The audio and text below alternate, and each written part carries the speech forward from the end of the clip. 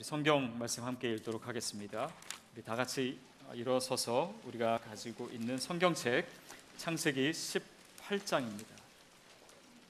창세기 18장 22절부터 33절까지. 창세기 18장 22절부터 33절까지. 우리 한 목소리로 함께 읽도록 하겠습니다. 시작. 그 사람들이 그곳을 떠나 소돔을 향해 갔습니다. 그러나 아브라함은 여호와 앞에 그대로 서 있었습니다. 아브라함이 다가서면서 말했습니다. 주께서는 의인을 악인과 함께 쓸어 버리시렵니까? 만약 그 성에 의인 50명이 있다면 어떻게 하시겠습니까? 그 성에 의인 50명이 있는데도 그것을 용서하지 않고 정말 쓸어 버리시겠습니까? 의인을 악인과 같이 죽이고 아기처럼 대하시는 것은 주께는 있을 수 없는 일입니다.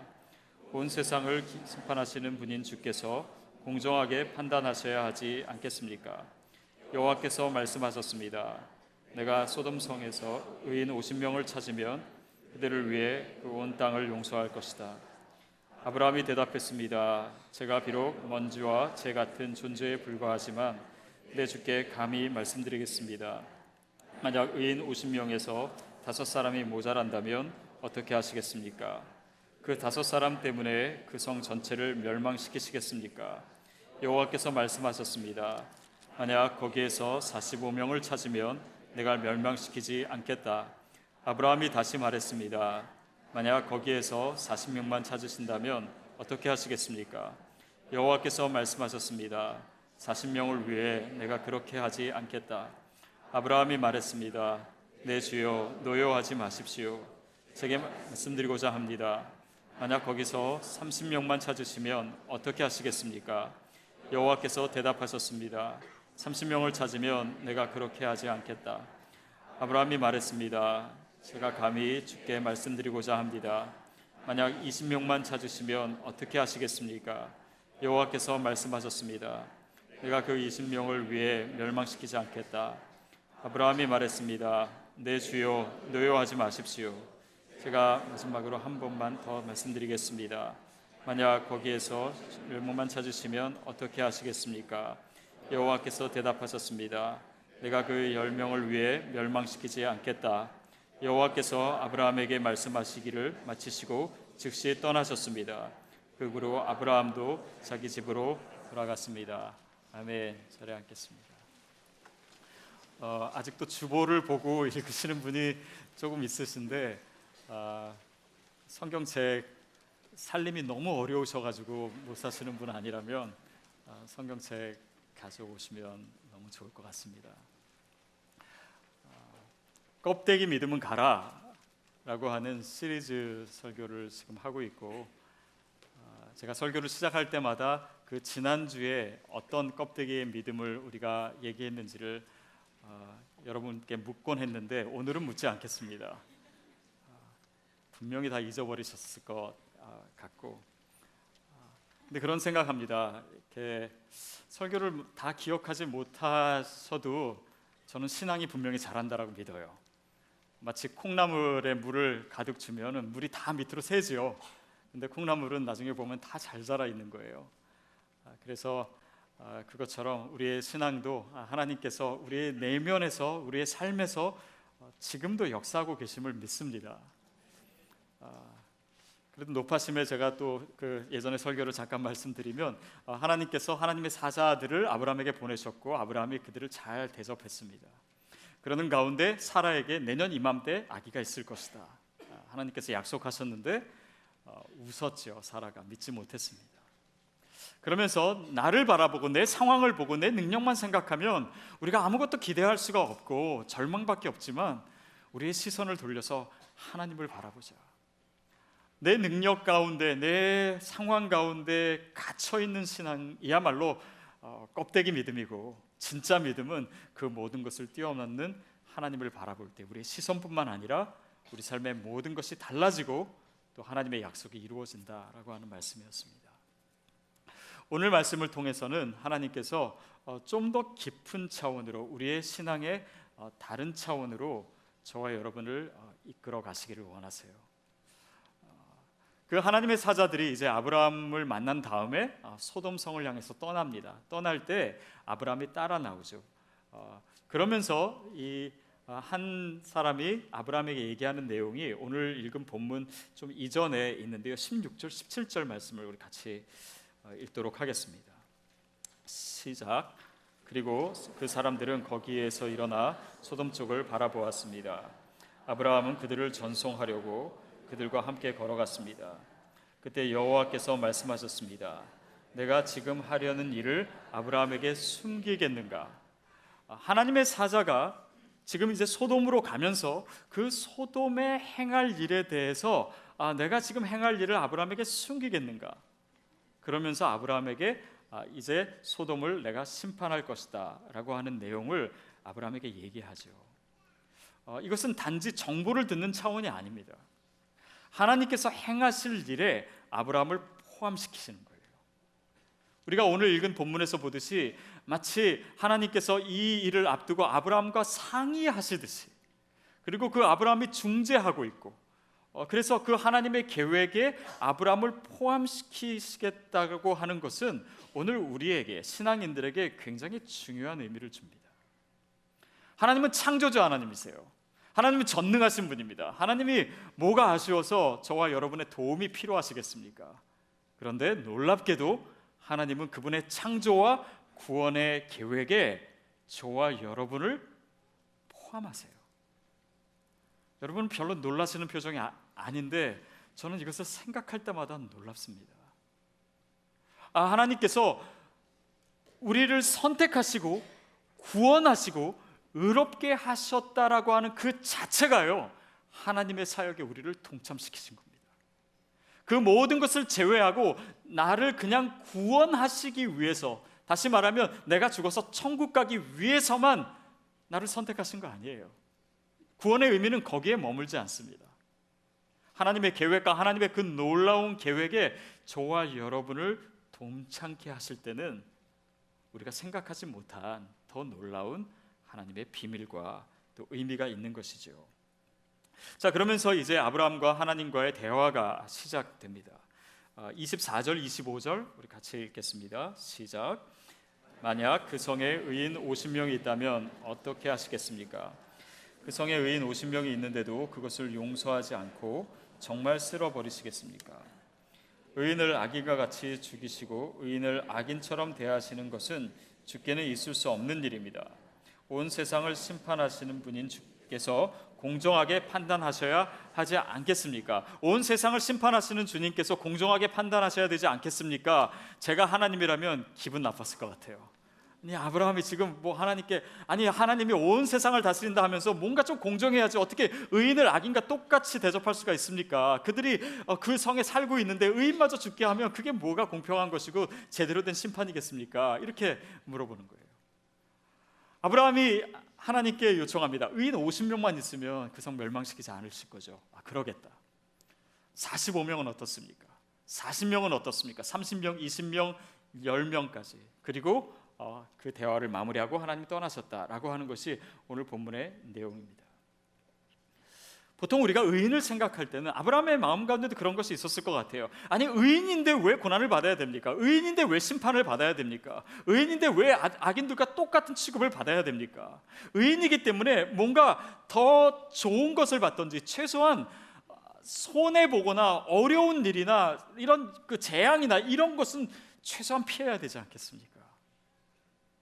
여러분, 우리는 의인을요, 우리가 존재적으로 뭔가를 받아야 되고, 우리가 죄를 덜 지었기 때문에 뭔가 의로운 일을 했기 때문에 그거에 대해서 보상을 받아야 된다는 의인의 관념을 가지고 있어요. 그러나 하나님의 생각과 또 원래의 의도는 꼭 그렇지만은 않습니다. 그것은 우리가 고난을 받아야 된다라고 하는 의미가 아니라, 의인이라고 하는 것에는 우리가 뭔가 존재적으로 누려야 되는 그런 것만을 의미하는 것이 아니라 우리의 삶의 의인으로서의 책임이 있습니다. 소극적인 의인이 아니라 적극적인 의인이에요. 의인이라고 하는 것은 소돔성에서 찾고 있는 의인이라고 뭡니까? 이 소돔성의 심판을 멈추게 할 수 있는, 바로 그런 영향력을 가지고 있는, 그런 의인으로서의 삶의 책임을 가지고 있는 자로서의 의인을 얘기하고 있는 것이고, 그런 의인을 찾고 계신 것이었어요. 저는 이런 통신 기술이나 뭐 이런 거 잘 모릅니다만 제가 들은 얘기 중에 이 셀폰이 어떻게 우리가 통화를 할 수 있게 되냐면, 저보다 훨씬 잘 아시는 분들이 많을 텐데 이 지역마다 각각의 그 기지국이 있다라고 하는 거예요. 그걸 셀이라고 하는데 그 안테나로 인해서 우리가 이렇게 지역을 옮겨가도 그때마다 그 지역을 커버하는 그 안테나로 인해서 우리가 다 소통이 되는 것이죠. 그래서 얼바인만 FCC 연합 그 통신 그 위원회인가요? 그 등록된 이 셀만 해도 351개래요. 근데 그렇게 해서 이제 모두가 다 소통하게 되는 것인데, 자기가 감당해야 될, 안테나 하나가 감당해야 될 영역이 있는 것입니다. 여러분, 그런 의미의 의인을 한번 생각해 보십시오. 소돔 지역에 그 지역의 심판을 피하기 위해서, 다시 말하면 그 지역을 변화시키는 의인들의 역할과 책임을 묻고 계신 거예요. 여러분의 커버리지는 어디입니까? 우리의 삶의 자리, 우리의 가정, 그것이 직장이 될 수도 있고 우리와 관계를 맺는 사람들의 모임일 수 있습니다. 아니면 여러분의 전문직에서 여러분이 영향력을 미칠 수 있는 그 영역, 그것이 여러분이 안테나로서 기지국으로 서 있는 우리의 삶의 의미다라고 하는 것이죠. 그런 의미에서 이 소돔의 문제는요, 죄인들의 문제를 넘어서서 의인들의 문제입니다. 이 지역을 어떻게 변화시키고, 이 지역에 어떻게 하나님의 나라를 이루고, 이 지역에 어떻게 하나님의 주권이 임하게 하고, 이 지역에 하나님의 뜻이 이루어지게 하는 것은 하나님을 모르는 죄인들의 책임이 아니에요. 의인들의 책임입니다. 저와 여러분이에요. 믿는 사람들입니다. 다수에게 있지 않고 소수에게 있는 것입니다. 많은 사람들이 크리스찬으로서 내가 예수를 믿고 선택받고 의롭게 된 것을 그냥 그래 내가 믿게 됐다 여기에 멈춰요. 아닙니다. 성경 어디에도 그런 믿음을 얘기하고 있지 않아요. 아니, 나 혼자 신앙생활하기도 힘든데, 아닙니다. 힘들어도 그것을 더 넘어서는 신앙의 영역이 있고 우리가 반드시 품고 있어야 될 신앙의 영역입니다. 그것은 안테나로 서 있는 거예요. 기지국으로 있는 것입니다. 그 지역에 대한, 그 자리에 대한 영적인 책임을 지는 것입니다.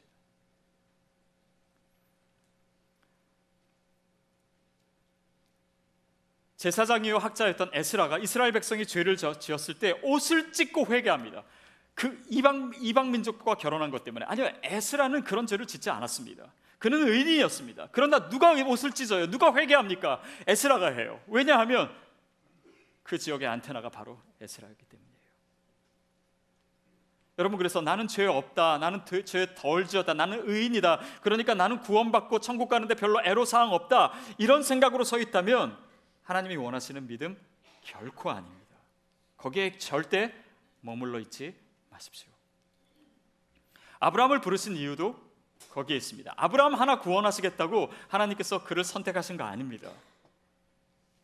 그 뜻에 대해서 18절 19절에서 얘기하고 있는데요, 우리 같이 읽겠습니다. 시작. 아브라함은 분명히 크고 강한 민족이 될 것이며 땅의 모든 나라들이 그를 통해 복을 받게 될 것이다. 내가 아브라함을 선택한 것은 아브라함이 그의 자녀와 그의 집안 자손들에게 명예 여호와의 길을 지켜 의와 공의를 실천하게 하기 위한 것이다. 그리하여 나 여호와가 아브라함의 말한 것을 그를 위해 다 이루고자 하는 것입니다. 아브라함을 부르신 이유, 아브라함을 선택하신 이유, 그에게 복을 주신 이유가 뭡니까? 그를 선택해서 여호와의 길을 지켜서 그의 자손들에게 여호와의 길과 의와 공의를 실현하게 하는 것. 그래서 아브라함을 부르셨다라는 거예요. 그가 믿음의 조상이라면 지금 아브라함 얘기를 하는 것이 아닙니다. 저와 여러분의 이야기를 하는 것이고 우리의 믿음을 얘기하는 것이, 우리를 통해서 우리의 자손들과 우리의 이웃들과 내 삶의 자리와 내 모든 연관된 사람들과 그들로 하여금 의와 공의를 실천하게 하는 것이다. 소돔에게 있어서 그 의인들의 의미는 무엇입니까? 그 소돔의 사람들에게 의와 공의를 실천하게 하는 것입니다.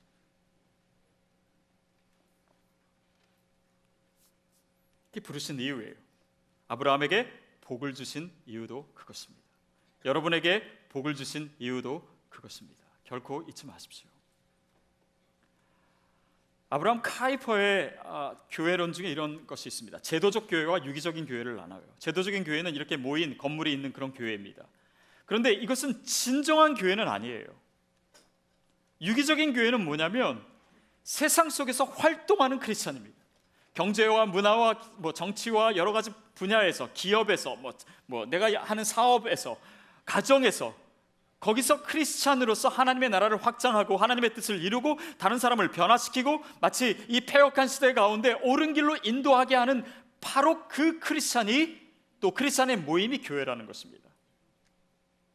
그게 구원의 의미예요. 지난주에 큐티를 하면서 마태복음 12장에 이런 말씀이 있었습니다. 바리새인들이 예수님께 표적을 구했어요. 그러니까 예수님께서 나는 이 악한 세대, 음란한 세대가 나에게 표적을 구하지만 내가 보여줄 것은 요나의 표적밖에 없다. 그러면서 요나가 물고기 뱃속에서 3일 동안 자고 그런 것처럼 내가 3일 동안 무덤에 있다가 다시 부활할 것이다. 그분의 십자가, 그분의 죽음과 부활에 대해서, 그 표징에 대해서 얘기했습니다. 요즘 제 마음에 또 한국에 있으면서 가장 큰 이 마음의 무거움은 이 한국 교회의 어려움이었습니다. 한국 사회의 그런 어려움이었어요. 거대한 파도처럼 이제는 더 이상 막기가 어려운 그런 세속주의의 흐름, 이런 것들이 늘 제 마음을 어렵게 하는 가운데 그 말씀을 묵상하면서, 그렇다, 이런 이 어려운 시대가 있지만 하나님께서 우리에게 표징을 보여주시는 것은 그 예수 그리스도, 그 복음을 통해서 다시 부활시키시는 하나님의 능력이 임할 것이다. 저는 그렇게 적용을 했어요. 그리고 그 뒤에 있는 내용에 이런 내용이 있었습니다. 예수님의 어머니와 형제들이 예수님을 찾아오신 거예요.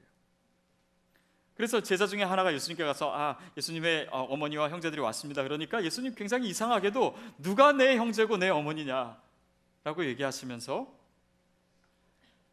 하나님 아버지의 뜻을 행하는 자라야 나의 형제고 나의 자매고 나의 어머니다, 이렇게 얘기하세요. 이것은 그냥 형제관계 다 끊고 부모님 효도 안 하고 이런 얘기가 아닙니다. 거기에 나오는 표현 중에요, 예수님의 그 어머니와 형제들이 그 밖에 서 있었고 라는 표현이 2번 나옵니다. 여러분, 오늘 우리가 크리스찬으로서 살아가면서 그냥 서 있는 크리스찬이 있어요.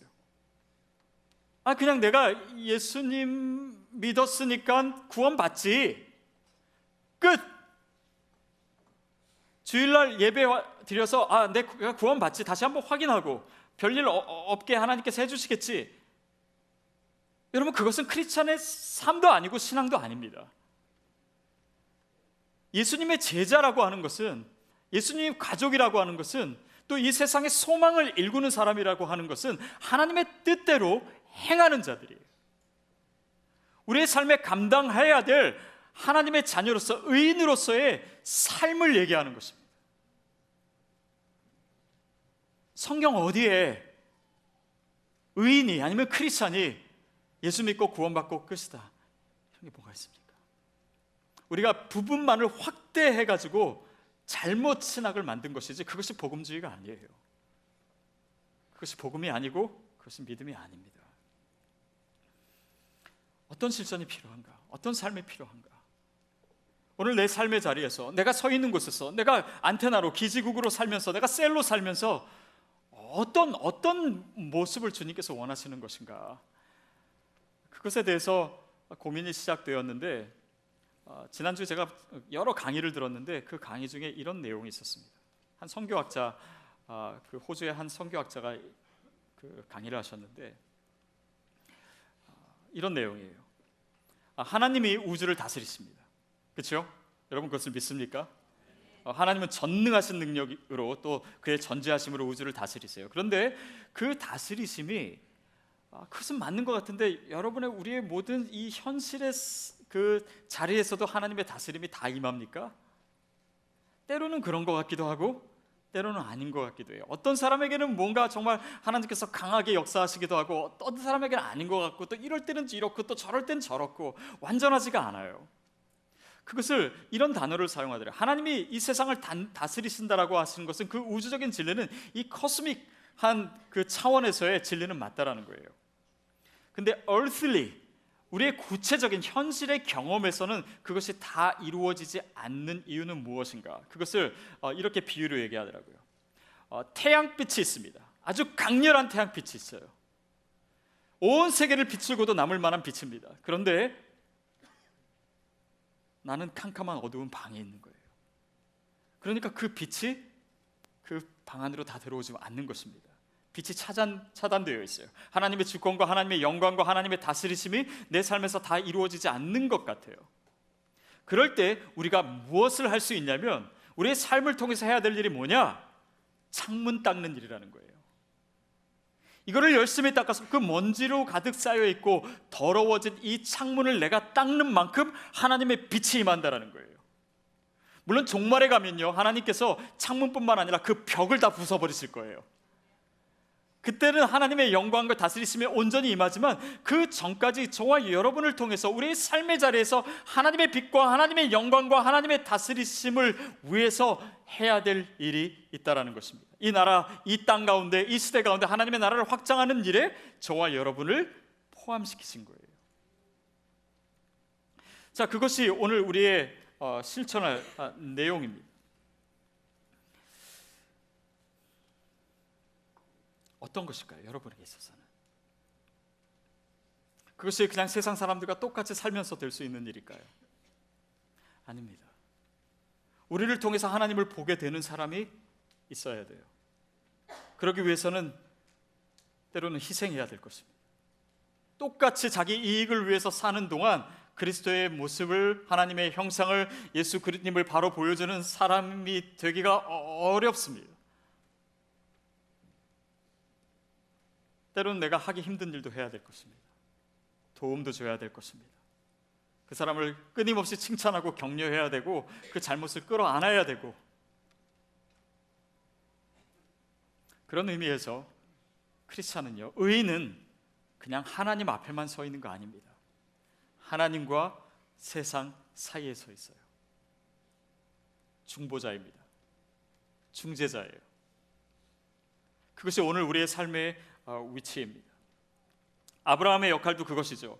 아브라함이 찾고 있는 그런 하나님이 찾고 계신 의인의 역할도 그 소돔 땅에서 어떻게 하면 그 소돔 땅에 있는 영혼들을 변화시킬 수 있는, 하나님을 보여줄 수 있는 의인들이 있겠느냐. 그리고 또한 아브라함의 오늘 중재하는 모습도 그런 의인의 모습을 보여주고 있어요. 어느 책을 읽다가 이런 내용이 있었습니다. 필리핀에 한 교회에 가면 아주 유명한 예수님 상이 있대요. 검은색 예수님 상이 있는데 워낙 유명해서 사람들이 많이 보러 온다고 합니다. 근데 사람들이 하도 만지고 막 이러니까 훼손될까 봐 교회 측에서는 그 상을 이제 좀 높은 곳에 놔가지고 사람들 손이 잘 안 닿게 했어요. 그러니까 사람들 또 그걸 또 만지겠다고 막 이게 손을 뻗치고 안 되면 막 뛰어가지고 만지고 뭐 하도 그런 모습이 또 안쓰러워가지고 교회 측에서는 1년에 한 번 그 상을 바닥에 내려놓는데요. 그러면은 막 사람들 막 다 달려들어가지고 또 만지고 서로 넘어지고 밟히고 심지어 죽는 사람도 생겼다고 합니다. 여러분, 물론 우리가 신앙생활을 하는데 눈에 보이는 것, 손에 만져지는 것, 그것을 추구하는 것은 건강하지 못하고 자칫하면 우상숭배에 빠질 수 있습니다. 그러나 믿지 않는 사람에게는 다른 의미입니다. 그들에게는요, 눈에 보이는 것이 필요해요. 그들에게는 손에 만져지는 것이 필요합니다. 그러지 않고는 그들 믿지 않아요. 그 손에 만져지고 눈에 보이는 것이 바로 저와 여러분이에요. 그거 없이 그들이 믿음 가운데 들어오지 않습니다. 어느 날 갑자기 계시받아서 예수님을 영접하지 않아요. 거기에 오늘 우리의 삶의 의미가 있고 우리의 믿음의 의미가 있고 우리 인생의 전체의 목적이 거기에 있어요. 보여지는 것입니다. 보여주는 것입니다. 하나님의 사람으로 살아내는 것입니다. 우리가 소돔과 같은 시대에 살면서 그렇게 하나님의 형상으로 서 있는 것입니다.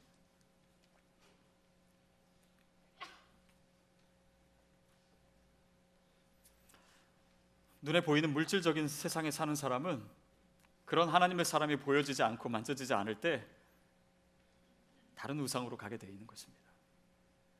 그게 중재자의 역할이고, 예수님께서 보세요. 예수님의 이 땅에 오신 이유도 그거예요. 우리의 눈에 보여지기 위해서, 우리의 손에 만져지기 위해서. 그분이 성찬을 제정하신 이유도 바로 그것입니다. 우리가 손으로 만지고 눈으로 보고 이것을 맛을 보고 이러는 가운데 더 직접적으로 하나님께 나아갈 수 있도록 하나님께서, 예수님께서 만들어 주신 것이에요. 자, 그런 중재자가 필요합니다. 자, 이사야 59장 13절부터 16절까지 같이 한번 읽겠습니다. 시작. 우리는 여호와를 거역하고 배반했습니다. 하나님께 등을 돌리고 뒤에서 협잡과 반란을 의논했고 마음에 거짓말을 품었고 또 중얼거렸습니다. 그리고 공의는 뒤로 제쳐두고 정의는 저 멀리 멀어졌습니다. 성실이 바닥에서 비틀거리고 정직이 들어올 수도 없습니다. 성실이 없어지니 오히려 악을 피하는 사람이 약탈을 당합니다. 여호와께서 보셨다. 그런데 공의가 없음을 보시고는 슬퍼하셨다. 사람이 없음을 보시고 어안이 벙벙하셨다. 주지하는 사람이 없으니 기가 막혀 하셨다. 그래서 주께서 손수 그분의 팔로 구원하셨고 그분의 정예만 의지하셨다.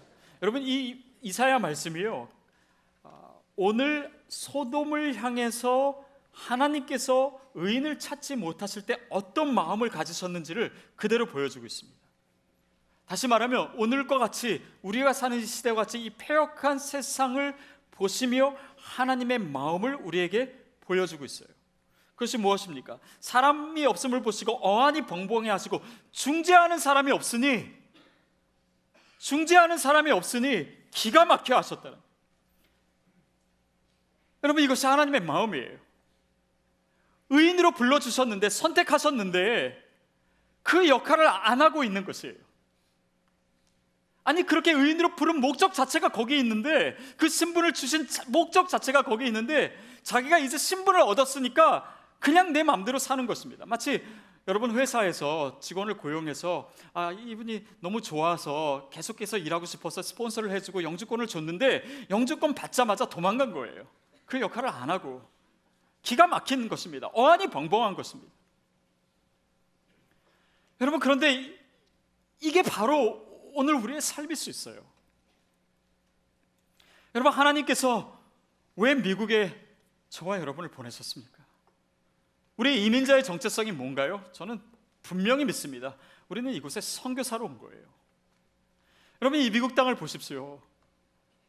뉴스를 듣고 이 문화를 체험하면서 여러분 뭘 느끼십니까? 더 이상 이 나라 가운데 희망이 있을까?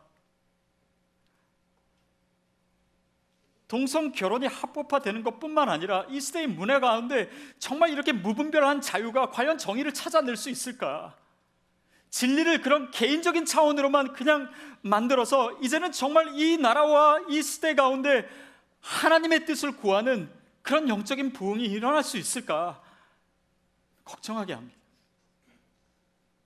마치 소돔과 고모라와 같은 상황이에요. 빌리 그레엄 목사님이 그런 얘기 하셨습니다. 오늘날 이 미국을 보고 하나님이 심판하지 않으신다면 하나님은 소돔과 고모라에 사과하셔야 된다. 왜냐하면 더한 모습인데 왜 이 땅에 심판이 임하지 않겠냐라는 거예요. 그러니 하나님께서 중재자를 부르시고 정말 한국의 교회를 부흥시켜서 그 하나님의 사람들을 이 땅에 보내시는 것, 그 하나님의 구원 역사에 이루어지고 있는 일들이 보여지지 않습니까? 그런데 많은 사람들이 마치 신분만 얻고 도망가는 처럼 우리가 예수 믿었으니까, 구원 얻었으니까 더 이상의 하나님께서 우리를 의롭게 하시고 우리를 구원하신 그 목적 자체를 잃어버리는 것입니다. 우리에게 주신 축복의 의미도 잊어버려요. 우리가 사업을 해서 잘 되고 그러니까 좋은 집 살고 우리 자녀들 좋은 대학 보내고 사회에서 좋은 직장 갖게 하고 그것이 목적이라고 착각하고 있는 거예요. 그러는 동안 이 사회에 크리스찬이 영향을 미치지 못하게 된 것입니다. 동성결혼이 합법화되는 그 과정에 어떤 크리스찬의 목소리가 있었습니까? 어떤 영향력이 있었습니까? 그거 같은 많은 일들이 앞으로도 얼마든지 벌어질 텐데 우리의 자녀들 어디서 지금 무엇하고 있습니까? 우리가 정말 우리 자녀들 믿음으로 키웠나요? 그 아이들이 정말 사회 속에서 하나님의 나라 일을 하고 있나요? 그런 자녀들이 얼마나 됩니까? 성공은 다 했어, 공부는 잘했어요. 그러나 목적은 잊어버렸습니다. 제가 오랜만에 와서 여러분에게 이렇게 소리 지르고 그래서 너무 죄송합니다. 그런데 이 본문을 향한 하나님의 마음이 이런 거 아니겠습니까? 중재자가 없다라는 거예요. 내가 그렇게 세웠는데, 그게 의인이고 그게 크리스천인데, 우리를 구원하신 것 그 자체에 하나님의 일에 우리를 포함시킨다는 하나님의 계획이 있었는데 우리는 신분만 얻은 것입니다. 나 죽어서 천국 가니까 되니까. 그것은 믿음이 아닙니다. 껍데기 믿음이에요. 그리고 그 중재자를 찾지 못하시면 오늘 본문에서 보여주듯이 심판이 임합니다. 아니, 심판은 우리 시대에 이미 시작됐어요. 에스겔 말씀에 이것을 다시 보여주고 있습니다. 에스겔 22장 29절부터 31절입니다. 시작. 사람들은 착취를 하고 강도질을 했다. 가난한 사람들과 궁핍한 사람들을 억압하고 이방 사람들을 부당하게 학대했다.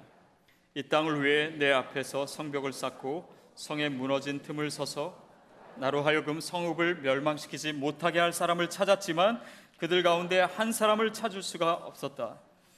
그러므로 내가 분노를 그들 뒤에 쏟아붓고 내 진노의 불로 그들을 소멸해 그들의 행동을 그들의 머리 위에 갚을 것이다.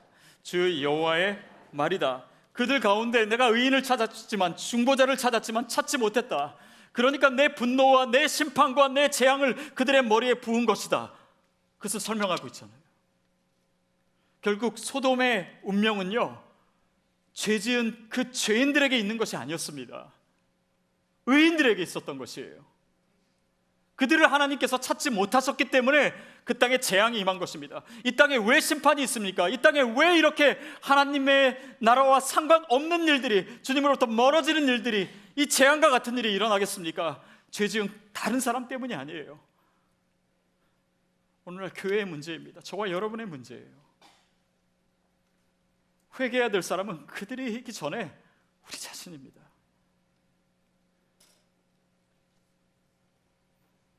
우리는 이 안에서 그냥 구원받고 좋아했어요. 나 구원받았네, 너 구원받았네, 노래하면서 그 구원을 기뻐하고 그것이 신앙생활을 착각합니다. 아닙니다. 요한계시록에 보면 14만 4천 명이 구원받을 것이다. 하나님의 백성을 그렇게 얘기해요. 어떤 이단에서는 14만 4천 명 그 안에 들기 위해 가지고 정말 예수 이렇게 그 신앙생활을 하고 그런 사람들이 있어요. 그것 자체가 제대로 된 구원론이 아니에요. 그것 자체가 이단입니다. 내가 그 13만 4천 명에 들어갔냐 안 들어갔냐, 그리고 다른 사람은 다 지옥불에 빠졌는데 나는 구원받았다, 이것을 노래하고 이것을 자랑하는 것이 신앙이 아닙니다. 그 13만 4천 명의 얘기는 하나님의 백성으로 인해서 저와 여러분의 의인을 통해서, 크리스찬을 통해서 이 땅에 구원받은 사람이 편만하게 될 것이다 라고 하는 하나님의 비전을 얘기한 거예요. 그 하나님의 계획이 있기 때문에 저와 여러분을 부르신 것입니다. 저와 여러분을 구원하신 거예요. 저와 여러분을 의롭다 하신 것입니다.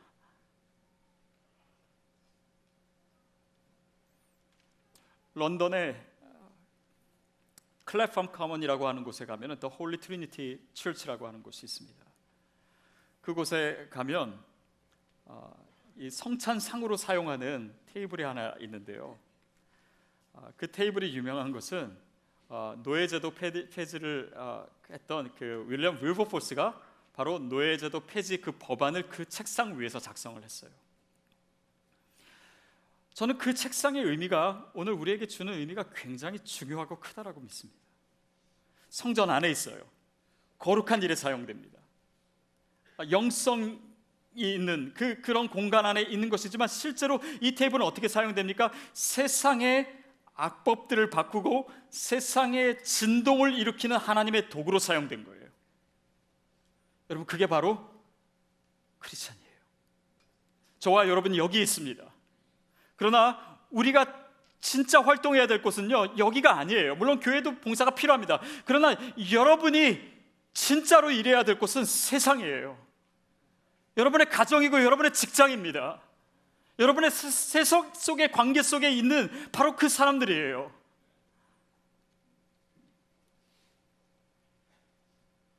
그게 오늘 구원의 의미이고 그것이 하나님이 찾으시는 의인이고, 저와 여러분을 통해서 이 소돔과 고모라 같은 이 세대를 향해 하나님의 마음을 드러내 보여주시는 것입니다. 여러분, 그런 크리스찬이 되셔야 됩니다.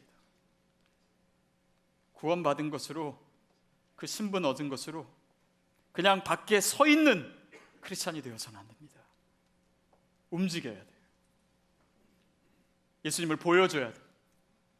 크리스찬의 삶을 살아내야 됩니다.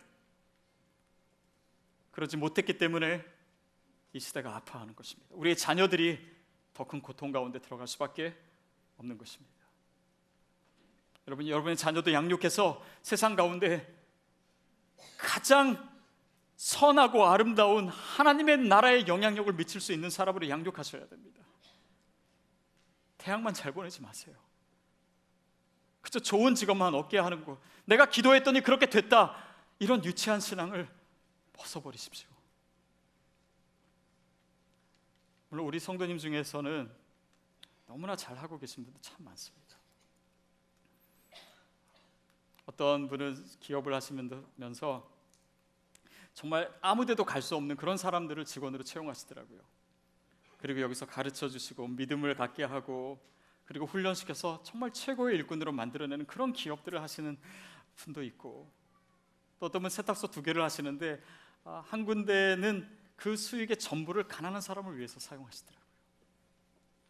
제가 몇 주 전에 우리 집사님이 시작한 크리스천 러펌을 오픈한다길래 다녀왔습니다. 제 가슴이 뜨거웠어요.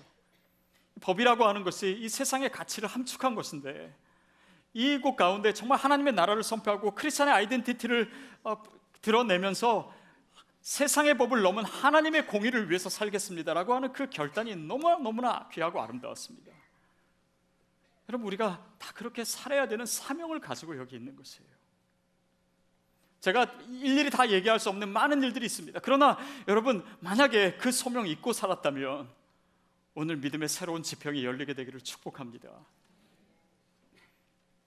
저희 교회 성도님이었고 지금은 과테말라 선교사님으로 계신 우리 한흥태 집사님, 지난달에 여기 오셨을 때 함께 식사하면서 제가 이야기를 들은 적이 있습니다.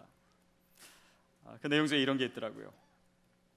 그분이 이제 침수를 배우셔가지고 거기에 있는 사람들을 침을 놔주시는데 보통 이렇게 발에 침을 많이 놔주신대요. 근데 침 놓을 때마다 너무 힘든 게 그 발냄새, 너무 발냄새가 지독해가지고 도저히 그 침을 놓을 수가 없어가지고 결국은 마스크를 쓰고 하셨답니다. 근데 환자들한테 미안한 마음이 들었대요. 내가 냄새 때문에 이거 마스크 하고, 그래서 하나님께 기도를 했대요. 하나님, 이 냄새 좀 안 나게 해주세요. 그리고 마스크를 벗었는데 이 발냄새가 향기로운 냄새로 변하지는 않았지만 어느 날 갑자기 그게 힘들어지지 않게 됐다라는 거예요. 여러분, 저는 그 이야기를 듣는 순간 우리 크리스찬의 모습이 그대로 표현되는 듯 했습니다. 여러분, 우리는 세상에 살면서 세상이 더럽지, 세상이 악하지, 거긴 죄악이 많지, 그러니까 되도록이면 우리 코를 가려서 나는 냄새 맡지 않고, 나는 거룩하고, 나는 예수 잘 믿고, 나는 교회 잘 다니고, 그래서 내가 구원받는데 애로사항이 없게 해야 되지, 거기에 머물 수 있어요. 아닙니다. 마스크를 던져버려야 돼요. 세상 속으로 들어가야 됩니다. 우리 자신이 그냥 깨끗게 되고 우리 자신이 의롭게 되니까 됐다라고 하는 의인은 진정한 의인이 아닙니다. 우리는 어떻게 하면 더 좋은 마스크를 쓸까? 어떻게 하면 더 세상의 그런 나쁜 것으로부터 나 스스로를 보호할 수 있을까? 그 단계도 필요합니다. 그러나 그러면 소돔성은 멸망하게 되어 있어요. 사랑하는 여러분, 오늘 하나님께서 그 한 사람을 찾고 계십니다. 그 기지국에는, 그 지역에는 여러분밖에 없어요. 여러분 아니면 그 옆에 있는 사람은 심판을 받게 됩니다. 우리 교회가 온전히 서지 않으면, 이 시대의 교회들과 지역에 영향을 주지 못하면 우리는 여기서 아무리 천국과 같은 교회 생활을 했다고 해도 그 심판에서 모면할 수 없습니다. 그것이 진정한 구원이 아니기 때문이에요. 오늘 진정한 교회됨을 회복하게 되기를 바랍니다. 그래서 저도 고민이에요. 우리 교회가 어떻게 무엇을 해야 될지. 그리고 여러분도 여러분 삶에서 고민을 같이 하십시오. 그래서 정말 하나님이 찾으시는 의인, 이 시대에 하나님이 세우신 하나님의 형상으로 그 삶을 살아내십시오. 그 소명을 잊지 마십시오. 껍데기의 믿음은 벗어버리십시오. 진정 채워져 있는 믿음, 이 세상에 파도를 일으키는 그런 크리스찬 되시기를 주님의 이름으로 축복합니다.